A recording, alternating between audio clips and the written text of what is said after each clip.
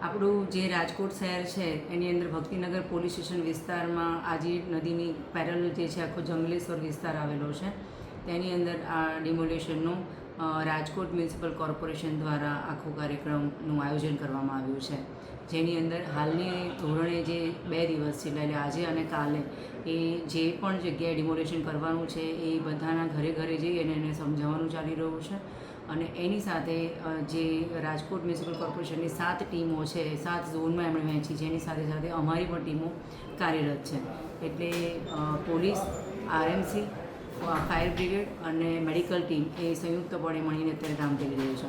પોલીસની ટીમોમાં અમારી લોકલ પોલીસની સાથે સાથે ક્રાઇમની ટીમો છે, સ્પેશિયલ ઓપરેશન ગ્રુપની ટીમો છે, અમારી ક્વિક રિસ્પોન્સ ટીમ જે હોય ક્યુઆરટીઝ પણ છે, અને અમારી એસઆરપીએફ કંપનીઓ અને એસએફ જે સ્ટેટ જે રેપિડ એક્શન ફોર્સ છે આરએએફ એના બેઝ ઉપર એસએફ જે બનાવેલી છે એ અમારી ફોર્સિસ અહીંયા હાજર રહેશે. હા, અત્યારે જે ફૂટવર્ક જે છે, ફ્લેગ માર્ક જે છે, સવારે આયોજન કરાવ્યું હતું અને અત્યારે સાંજના ટાઈમે પણ એનું આયોજન કરવામાં આવ્યું છે.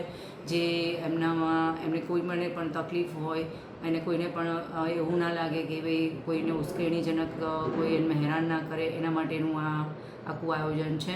શાંતિપૂર્ણ વાતાવરણમાં સારી રીતે આ આખો બંદોબસ્ત કમ્પ્લીટ થાય એના માટેનો આ એક પ્રયત્ન છે. આમાં કોઈની પણ ધાર્મિક લાગણી દુભાય નહીં એની ખાસ કાળજી રાખવામાં આવશે. અને બહેનો અને વૃદ્ધો અને જે પણ બાળકો જે છે એમની સાથેનું વર્તન જે વ્યવસ્થિત રહે એના માટે મોટાભાગે અમારું જે કમ્પોનન્ટ જે છે એ ફિમેલ કમ્પોનન્ટ એટલે કે મહિલા પોલીસનું અમે રાખ્યું છે.